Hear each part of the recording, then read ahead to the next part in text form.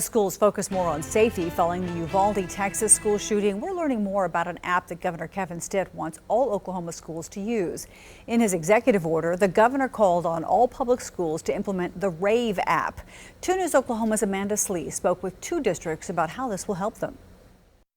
In any type of an emergency, communication is key. Starting September 1st, public schools will be required to use the Rave Panic Button app, but some districts like Broken Arrow are already using it. Derek Blackburn, the Student Services Executive Director, says the Rave app allows a staff member to call 911 and send a text to fellow staff members about an emergency, all with the push and hold of a button. It's just a faster way to communicate in a threatening scenario like what we've seen in Texas. The faster you can communicate to your staff, the better you can mitigate that issue and get the appropriate people there to respond. He says the app is geared toward teachers and has a geofence, so it's only used on campus. They have been using the app for 5 years, slowly rolling it out to each school. Blackburn says last year it came in handy for a medical emergency. The teacher used the Rave Panic button, pushed the notification to call 911. That communication then also went out to administrators and our site nurse.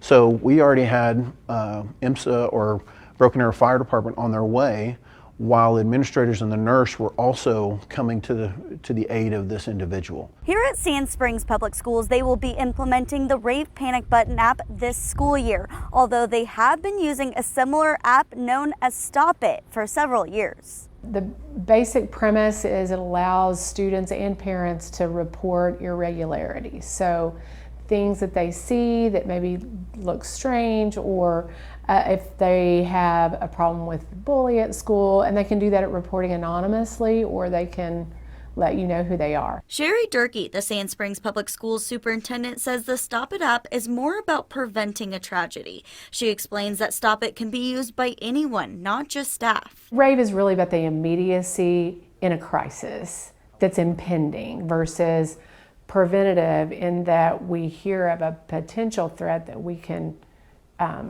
stop ahead of time. So I do think they complement each other. Durkee says they will keep Stop It and implement the RAVE app this year. Both Blackburn and Durkee agree that communication is key and districts should use whatever will work for their students' needs. Amanda Slee, 2 News Oklahoma.